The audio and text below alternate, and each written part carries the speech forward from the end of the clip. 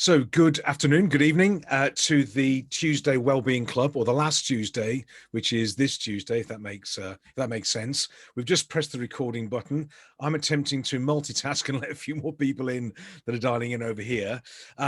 Pleasure today to be able to introduce you to the son of one of my colleagues in the UK. So it's John Nottingham. John, we haven't met, I don't think. I've been told all about you, all good things, of course, as you can imagine. So welcome. You're going to have the floor in a second or two, and in keeping with the sort of theme that we're keeping on this club, this monthly session, is something that is useful, helpful, maybe slightly provocative, but people can take away some tips and ideas. And I think this evening it's going to be, hopefully in a very positive way, provocative and thought-provoking, because we're talking about diversity and gender and Generation Z, or Generation Z if you're over in the US. And I'm of a certain generation, as maybe some other people are, where when somebody says about diversity and gender, there's a little bit of a way of sort of rolling the eyes and saying, oh, here we go again, and this sort of thing, which is obviously it says more about us than anything else. So these are some contemporary issues and ideas and principles that I'm intrigued about, and I want to learn about and understand and discuss. So I'm going to pass over to John, who is going to take us through his take on it, his experience. And I'm going to go quiet and mute myself, which is a relief for everybody, and come back in around about half an hour after John's done for some Q&A. So John, welcome, and the floor is yours. Thank you, David. Good evening, everyone. Thank you for that really, introduction. So we'll track straight on. So who am I? So first of all, introduce myself and what experience that I have that makes me so passionate about subjects and the areas that we're going to cover today. So my academic background, studied sport and PE and sport management, MSc. I have experience coaching and working with young people in the UK and in Zambia through sport and education sides of things. I spent 4 months in Zambia in 2017 as project manager of the Wallace Group of Universities Volunteer Zambia project, where I managed 30 UK university students and the delivery of sport, health and wellbeing related activities across hub sites in Lusaka. So the picture you see there now alongside Adam Peaty, UK Olympian, Mal Marshall, UK swimming coach, and a couple of local children, as well as Zambian government officials. That was opening a new community hub site that the students and staff involved in the project had fundraised for, and we were lucky enough to be part of there when it was opened. And then my next sort of most important and influential role in my journey of developing knowledge and understanding of equality, inclusion and diversity was my role as Vice President at Cardiff Met Students' Union. My role was to represent the body of over 10,000 students at the university, sharing their voice and making sure they were at the forefront of strategic decision making at the university. And now currently I work at Bridgend College, again in South Wales, as part of the student wellbeing team. Every day is very different in my role. I face different challenges, from safeguarding side of things, so safeguarding issues, to working with individual students to educate and support them in leading healthy and active lifestyles. So what's in store? So today I'm going to cover 3 very different topics, but do relate. So I'm going to start with a topic of let's start talking about equity. And we're going to go on to a bit about gender in today's society, and again finishing with, are you ready for Generation Z, or Z, as we say for the American counterparts. So some of what I present today may be new to you, and other parts you may have heard of or parts of a little bit about before. I will be giving my perspective from my experience of working sort of across sport and education. There's a lot out there. So again, I'd welcome questions and discussions at the end, and there's a lot of research and organisations and government resources that I can sort of point you to look into these type of things further if that's of interest to you. So to start with, let's start talking about equity. So equity is a term that's thrown around and sometimes is used interchangeably with equality, but there is a difference, and I'm going to give again, my insight to why I think all of us should be making equity our goal. So first of all, what does the Equality Act say? So what does really, okay, this is going to be UK based from my perspective, this bit, but I would think that there is some transferability across different nations that we've got on today. So UK Equality Act 2010 says that we should advance equality of opportunity, and it highlights the importance of giving opportunities for development and maximising people's potential. But what does that mean in practice? What does that mean for us working in industry? What does that mean for employers? So I'm going to show you an image on the next slide. I want you just to take 30 seconds. I'm not going to say anything. And I just want you to reflect and think about what it represents in the context of equality or equity. We'll clarify that in a minute.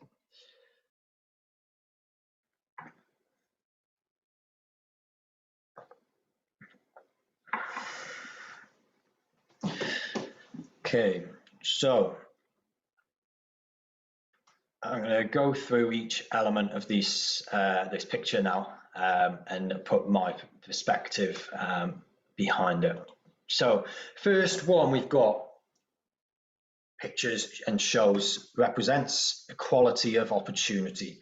So I want to just make a point that we have some diversity in this photo that is represented with varying heights and ages. Yeah, so just for this example, and this is great, and achieving diversity is a great goal and a consistent goal across most organisations. I think we all want to achieve that as a goal.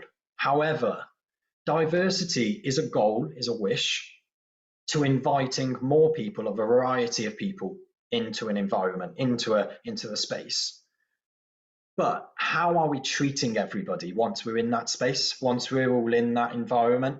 You can have a really diverse environment, but how are you treating everybody once they're there? That, I think, should be our key focus. So we can have diversity, as I said, but how are we treating everyone?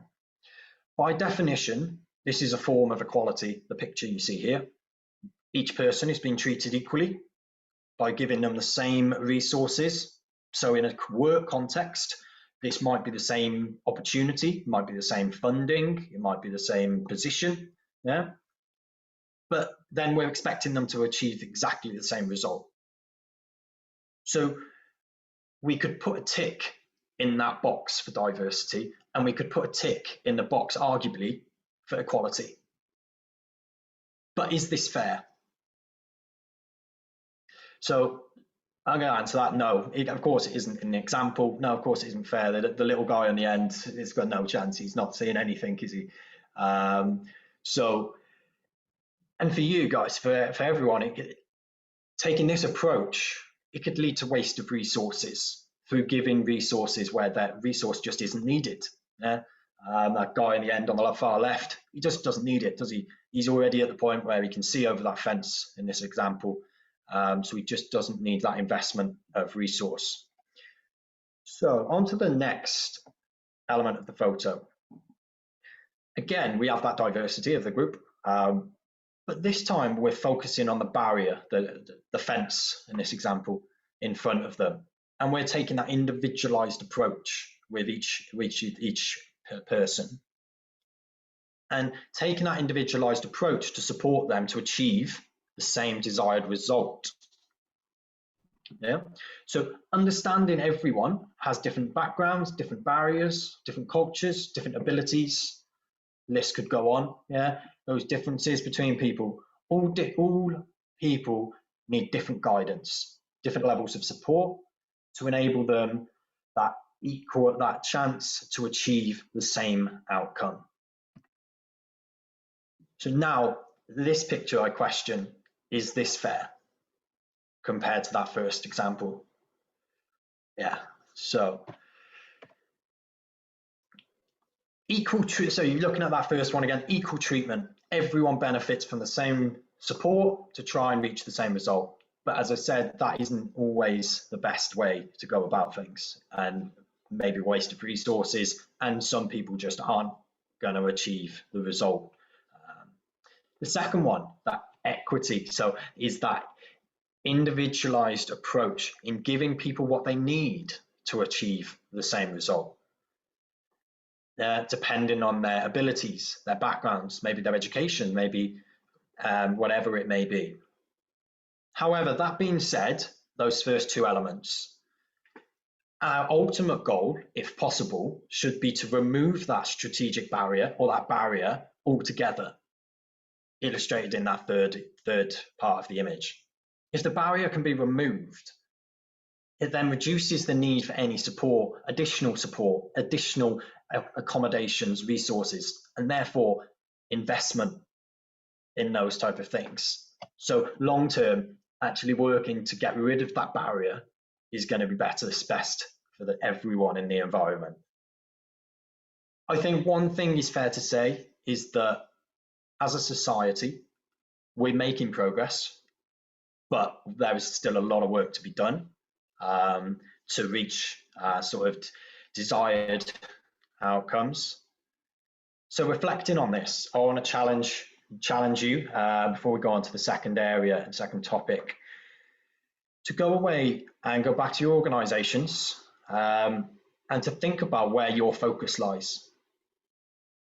Go beyond verbalizing the goal of valuing diversity. Yes, diversity, it's amazing to have aim for that, but we need to go beyond that now. We need to take that step further. Aim to go beyond those conversations about diversity by ensuring discussions and actions are taken to achieve that equitable practice, to give everybody the best opportunity to thrive in your environments. So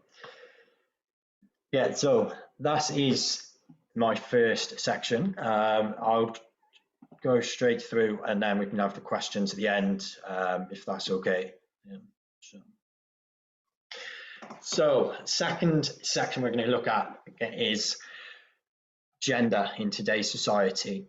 So there are many areas of gender and sexuality encompassed within that term that you quite regularly hear of LGBT or LGBTQ plus is more of an up-to-date, the more up-to-date acronym. So there are a number of different areas that I feel like I could have covered today, but I believe it would be most beneficial to present about one of the much discussed areas being non-binary and that. So what is non-binary? For those outside the UK, Sam Smith, I may be aware of him. He's a UK singer, and in 2019, he came out and said that he wanted to be addressed by using the pronouns they and them. Yeah. So they define, even I'm slipping up, and it shows that we've got a bit of a way to go on this, but so they define being non-binary as not identifying as the female or male gender, but somewhere in between. They view gender as a spectrum, not just the two well-known elements of male and female. Sam Smith's announcement led to mixed reaction, as you can imagine, across media coverage, from complete support to extreme views and dismissal of Sam's request. So it's fair to say that it will take some time, and evidently, because I just slipped up personally with it, but and it will take time to get used to. But when this first came out, I did have a little chuckle about these two articles off the back of Sam's announcement from the Sun and Associated Press. They both, in the articles, addressed Sam using he and his in the first sentence after Sam's request of being addressed as they and them. So try and not be like the Sun and the Associated Press, but just after a request has been given. But in a minute, I'm going to work through some little steps that we can go through to be a little bit more considerate when something like this occurs. Stonewall Charity is the largest LGBTQ, so lesbian, gay, bisexual, trans, queer plus rights charity in Europe. They define non-binary as an umbrella term for those whose identity does not sit comfortably within that male or female category. There's a couple of things to note: that many non-binary people identify with the word transgender, but some do not. Also, it's worth noting that many people who are trans identify as being male or female. So, but what Stonewall really push in their resources is all people, whether they're trans, not trans, whether they're men, female, male, female, non-binary, all people have the choice to go by whichever set of pronouns they are most comfortable with. There are a number of gender-neutral pronouns that can be used. These are two that you can see here on this slide, and they are two of the most commonly used. Firstly, they, them, their, as used by Sam Smith. And then secondly, ze, here, and hers. We'll now go on to, in the next slide, to discuss some steps that can be taken to be a little bit more considerate of non-binary community. So, 5 steps to being a little bit more considerate. When you introduce yourself, it can be great to also introduce your preferred pronouns. This can also remind people that it may not always be as obvious as it may seem. Number 2, you see my email signature on the right. It can be a good thing to put your pronouns, your preferred pronouns, in your email signature or your social media and put them out there to people. Number 3, try to avoid addressing groups of people with gendered language. I think this is one of the easiest to take, but can be the easiest also to slip on. So instead of using good evening, ladies and gentlemen, let's try and you replace that with good evening, everyone, good evening, everybody, yeah, to address the group. Number 4, if you're not sure what somebody's pronouns are, just simply ask them. Don't be scared and try to skate around it, and just ask them outright. Yeah. And then 5, if you accidentally misgender someone or use the incorrect pronoun, don't panic. Just apologize and move on and try your hardest to use their correct pronouns. That's all that anyone can ask. And I work with a lot of non-binary students on a day-to-day, sort of a week-to-week basis. And I went through with them with these points, and they backed up all of these, and they said, yeah, we're understanding that this is going to be new to a lot of people. It's going to be a challenge to a lot of people. So all we ask is that there's an effort to ask us, or if there's a mistake, just apologize, move on, and try again. Yeah. So this has really been a very quick fire introduction to non-binary. We really could go on about this area and topic for quite some time. So I would encourage you to go out further, research around it, to learn more about the different LGBTQ plus terminologies, as they can be really confusing. I still have to look some of them up, sort of just to check. Stonewall has a great website, which includes a glossary of terms, as well as a great selection of resources, best practices, toolkits, and training opportunities for organisations and employers to learn more about how to ensure that they're welcoming and inclusive of the whole LGBTQ plus community. So, following on again, we're going on to, are you, employers, are you ready for Generation Z? So, you've had the millennials, those born 1980 to 1994. And now, are you ready for the next generation to really take over and come into the workforce? Generation Z are those born 1995 to 2009. They're also known as Generation Connected, .com kids, digital integrators. They've integrated tech seamlessly into their lives. Compared to baby boomers and the previous generations, are also known as digital immigrants, as they've had to migrate and learn more and to integrate that tech into their lives. So generations are shaped by many factors, obviously historical factors, technological, sociological factors that are happening during those ages. So you had the baby boomers, that 46 to 64, influenced by TV, rock and roll, Cold War, loads of things going on.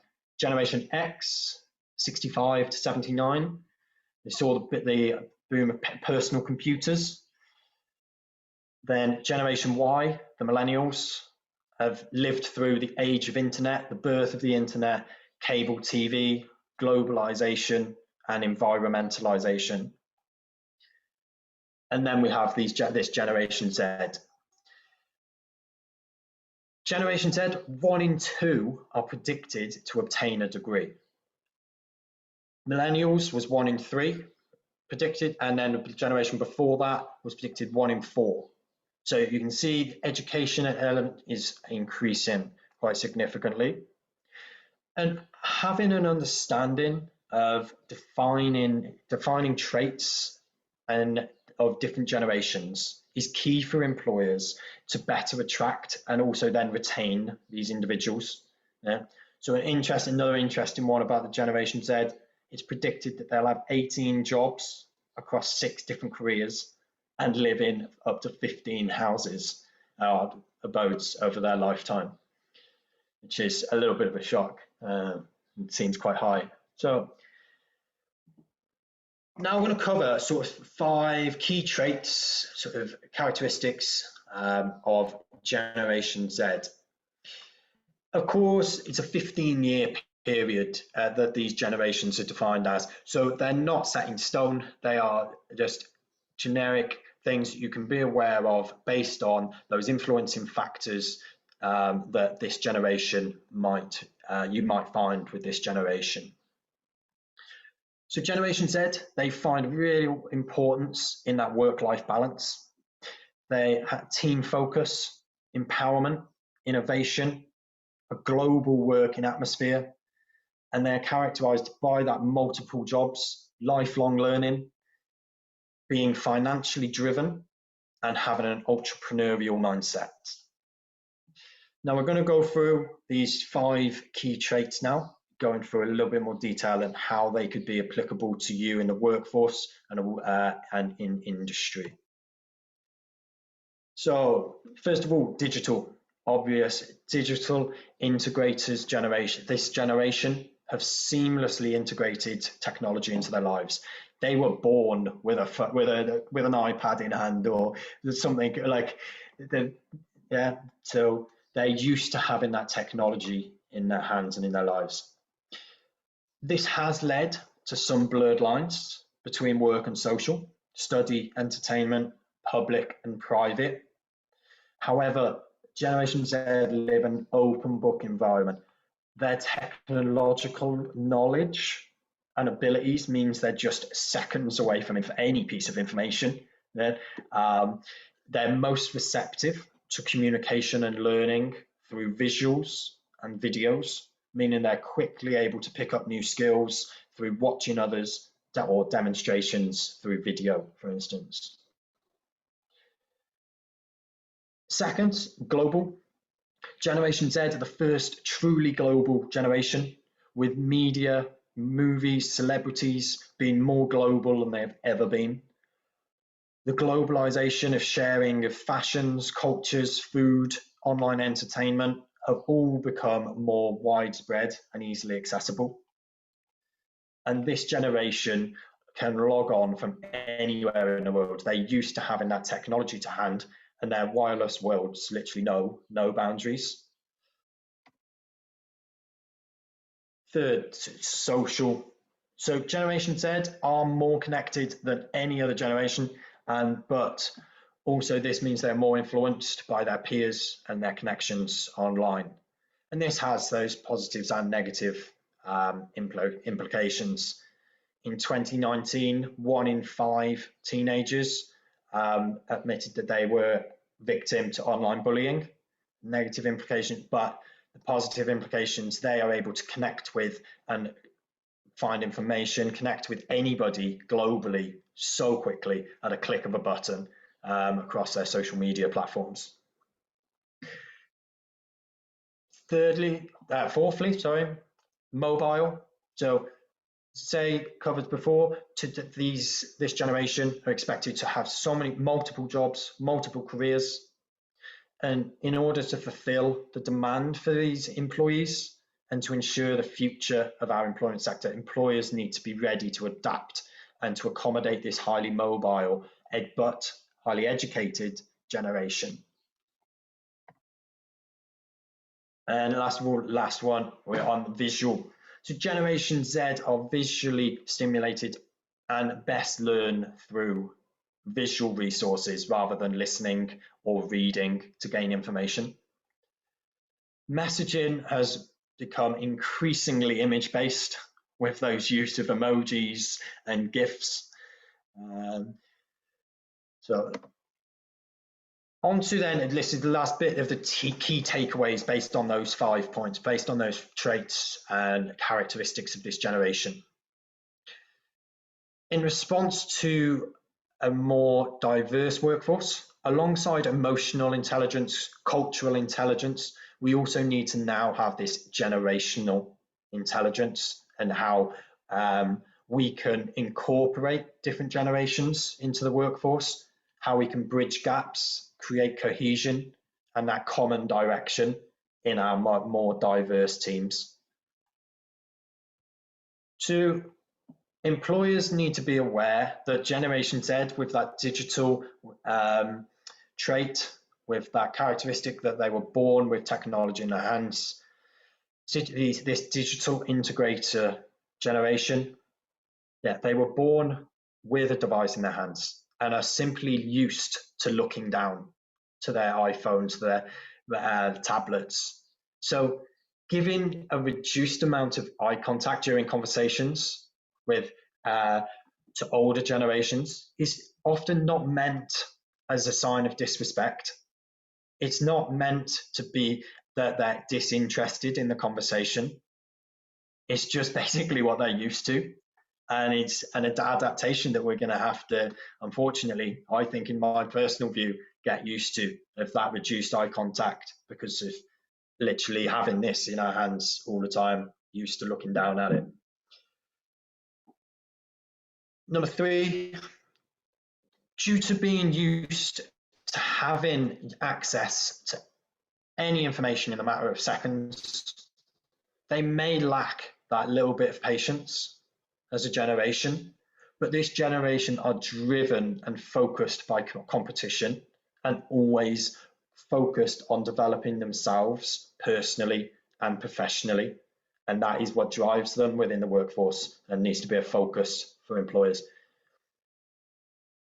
And lastly, Generation Z want to be heard. Generation Z have strong opinions and want to be heard. While they may lack experience, that only comes with time. Their ability to quickly change, to process information quickly, and their competitive nature make them a voice to be heard, and a valuable voice to be heard in any generation.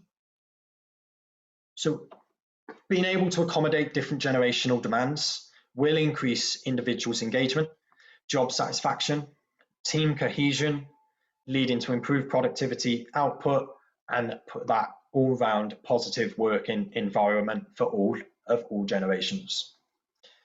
So thank you very much. I appreciate that all of that was a bit of a fly through but I think that there was 3 topics that are really hot on the press at the moment and are things that really need to be becoming aware of within industry, within the employers.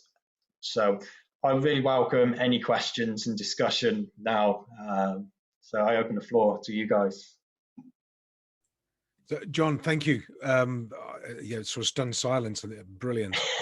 Some new and generally, I think, challenging ideas. I fall into the baby boomer. I'm 1963, baby boomer, Generation X. I always look for resources that say Generation X started in 62, so I can become Generation X. But anyway, but you're absolutely right. I think, and my generation, if you like, we've had to adapt. I like that thing. Things are digital immigrants, which is a very sort of quite an evocative term, but it's absolutely true, because I still find it very odd to live on a screen and this sort of thing. I've got a couple of questions. If anybody else on the call, and Charlotte has just typed one in, we'll come on to that in a second. I've got three points. On the first couple of slides, you showed those 3 individuals. I'm not going to say they were male or female based on your second set, but anyway, you're 3 people. And it seems that what you're saying is, and I get the first one, is equality of opportunity is not enough. It doesn't actually solve the problem or the challenge. And what you're suggesting is we remove the barriers in the first place. That just means that people have an equal shot at everything. Do you have any examples of that? What sort of things would that include, just in your experience? What sort of barriers may we be not aware of that we should actually go, that it's a barrier and we don't even realize it could be? What sort of things would that look like?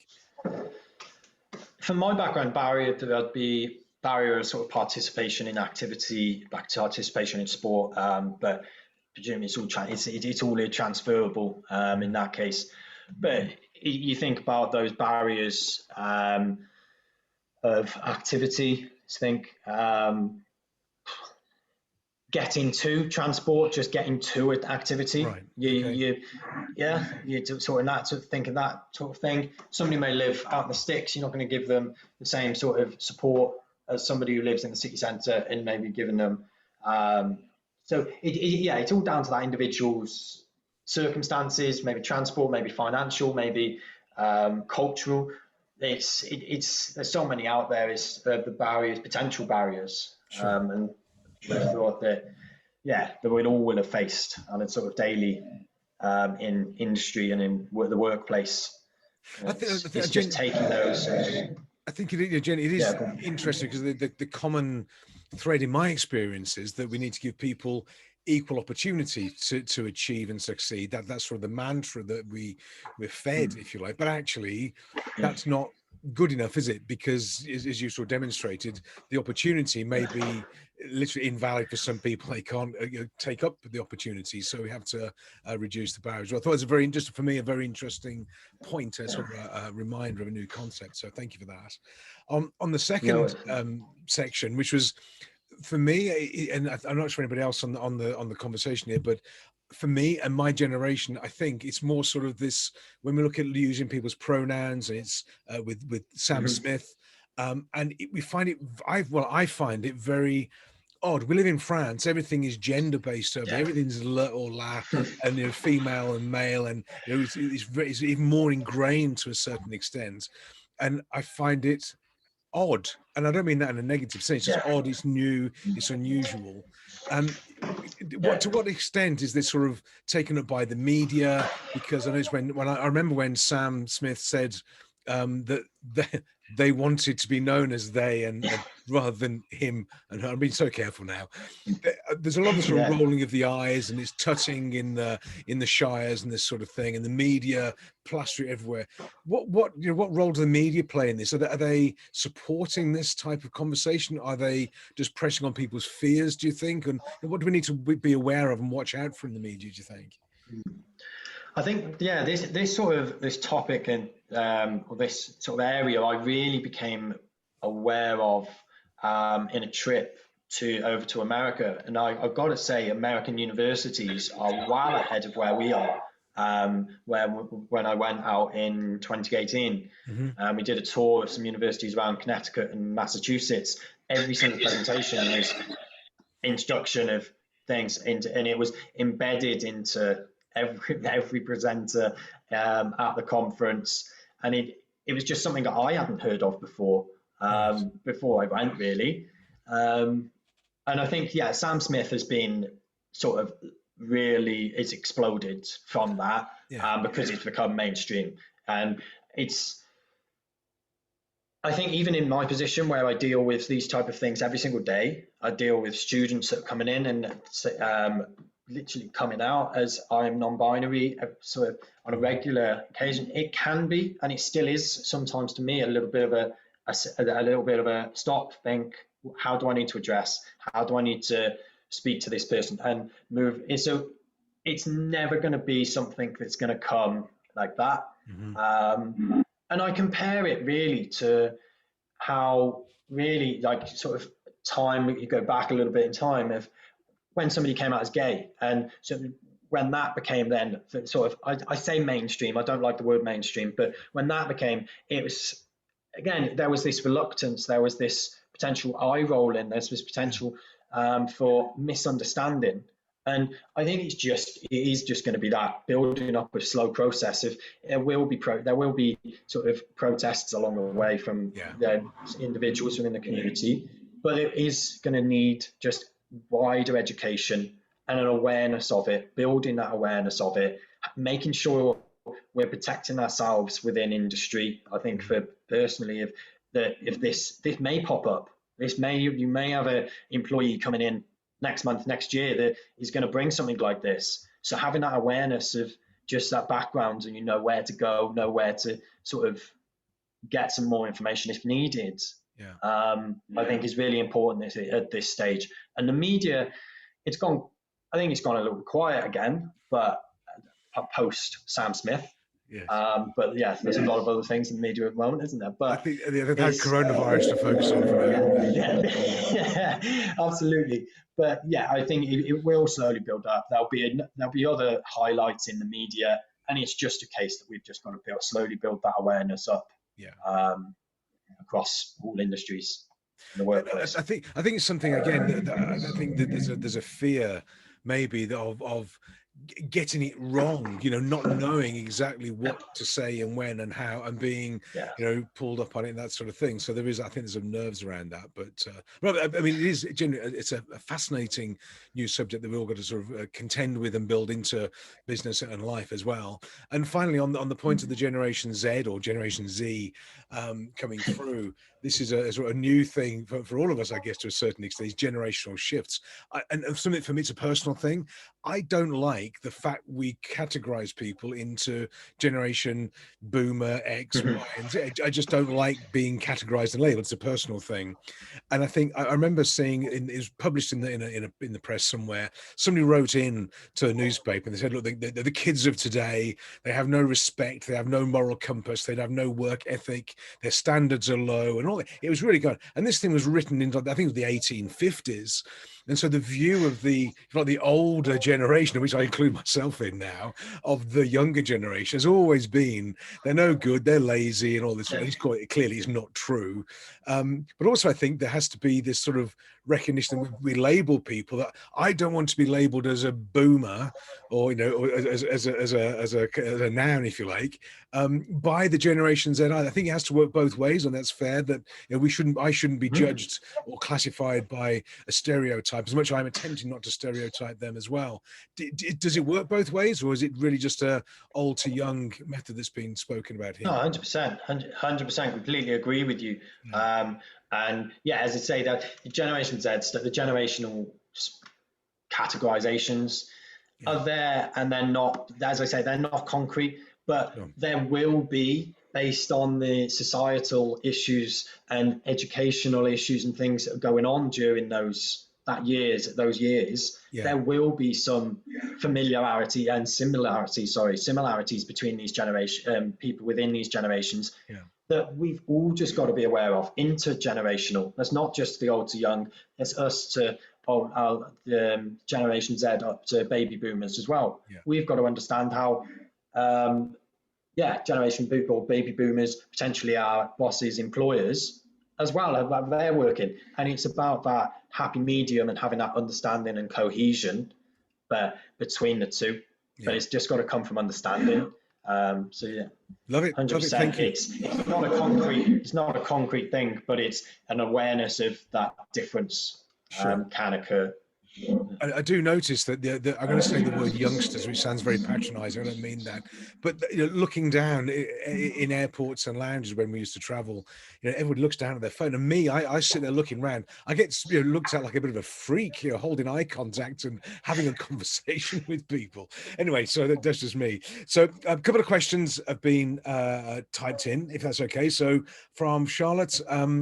I am missing the instant gratification, which is also a result of the connected world. Any ideas on how to cope? I don't know if that makes sense. John, do you understand? So missing the instant gratification, which is a result of the connected world. Any ideas how to cope with that? In 30 seconds. Yeah, $1 million question, isn't it? To be honest, no.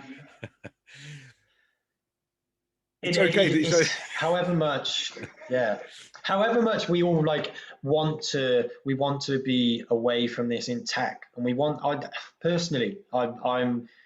in between. I'm on that edge of Generation Z into Generation X, into Y, to 1995, and I do associate with a bit of both of them, and I can see that. But I think with your question is.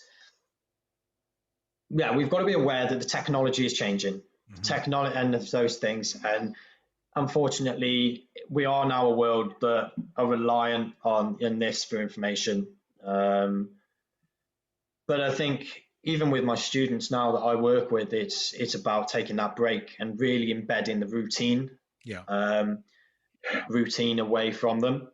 And that's where I feel a lot of my students, and I think a lot of people, I personally struggle with, and especially during lockdown, is how many hours are we spending on screens, getting up, checking emails, going on to calls from 9 to 5, then you're checking emails and moving to the sofa to watch TV.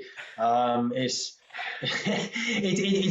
building about routine, and that's what I'm teaching is to the students is really building that routine for connectedness. Sure. In making sure you're reaching out to people, connectedness of friends, family, making sure you've got that hobby, that thing that you really enjoy outside of screen time, and really forcing yourself to put that in your routine. It can be more, whether it's going for a run, whether it's going down for a walk down the park. It really is. I'd say routine is the best answer for that. Perfect. No, that's great. Thank you. I mean, I think of nothing worse than going for a run personally. But anyway, we're doing we've got distraction with the renovation of the cottage and that sort of thing we're doing here. But that's a great point that you make. And a question here from Arnold as well, who I think has typed in something in Welsh. I don't know what it means. My apologies. But anyway, maybe John, if you do. Anyway, so how can we show in one way? How can we show in one way in conversation that we are aware that we are diverse thinking? So how do we demonstrate this? Is it by sort of asking questions? Is it by making less assumptions? How do we bring this to life? It's a great question. Thank you, Arnold. Yeah, Diolch yn fawr. Yeah, that's not great. Thank you. Just thank you very much for everyone else who's. I'm not Welsh speaking. I've been here from going to university and haven't left, so I'm picking up basics. But diversity, I think, is how we're going to go about it. It's a journey. It's a long game, and I think as long as we're all being shown to push ourselves out, push ourselves, pick up this awareness of things that may be new to you, whether in industry, putting in these practices, best practices, resources that are available to things like if you're going to be picking up maybe if a non-binary employer comes in and is having that awareness, having those resources there, or being able to go and get those resources quickly to make sure they're feeling comfortable and include. So yeah, it's a long game and nobody's perfect at all, but it's just trying your best with it and showing to a community that you are inclusive to all those different environments and all those different communities that you're aware of, and being open-minded to new things. So fabulous. Okay, great. With, thank you. It's just a work in progress. Work in progress, I think, is the key. So, 100%, and it always will be. Sure. Are there any final questions for John? I want to obviously say thank you, everybody. Happy. So John, I mean, fascinating subject. I think, as you said, you sort of scratched the surface here. If anybody's got any more questions that they want to maybe engage with you or have you talk to their team, whatever it is, how can people contact you, if that's okay? What's the best way of contacting you? No worries. I'll just put I'll put my email into the chat as well as then LinkedIn. Yeah. So you'll find them on LinkedIn, just John Nottingham on LinkedIn. You'll pop up, I take it. Fabulous. Okay. So any final questions? No, I'm looking around the screen. Look at this sort of stunned silence. Oh, good. Okay, that's fine. That's good. Everybody's petrified now. They're all thinking, what do we say now? What are we going to do in a good way? And there you go. Thank you for the email there. So, John, I think this is something, again, I'm not speaking for my generation, but it's new. This is new stuff for a lot of people out there, and we don't want to get it wrong. I think it's that work in progress, thinking and considering. And I think it is interesting. I think it's a personal thing to consider how I am biased, if you like, programmed, wherever you want to put it, to a certain situation or person or type of thing. And it's those things that I think all of us have got to challenge to a certain extent. But fascinating subject. Thank you for your time and your input. It's been a pleasure. Everybody's taken lots of notes, I hope, and that sort of thing as well, which is great. And for everybody listening, it's been recorded. I'll download it. It'll be up on YouTube probably by tomorrow or maybe over the weekend or something like that. And I'll send you a link out by email. If you want to contact me, David Holland, I'm easy to find. You know who I am anyway. That's all fine. Or John, just to say thank you to John, do him a nice message, that sort of thing. The testimonial will be great. And I look forward to the next Tuesday. It is the last Tuesday, so guess what's going to be in April. Our speaker next month, I hope, courtesy of Amandeep. Where's Amandeep gone? No, there he is. He's top right. Amandeep, one of Amandeep's colleagues, has been referred to me. She looks really interesting, got a fabulous subject as well. So we're going to be talking about sort of personal development and mindset, that type of thing next month too. So thank you for participating and joining in. Great to see you all from literally all over the world. It's fantastic. And thank you for connection. John, thank you again. We'll wrap it up there for now. I wish you a great evening. We're having a barbecue in the garden now, apparently, I'm told. And I'll see you all soon. Speak to you again. And thanks for participating. John, again, thank you. And bye for now. Thank you, everybody. Thank you very much.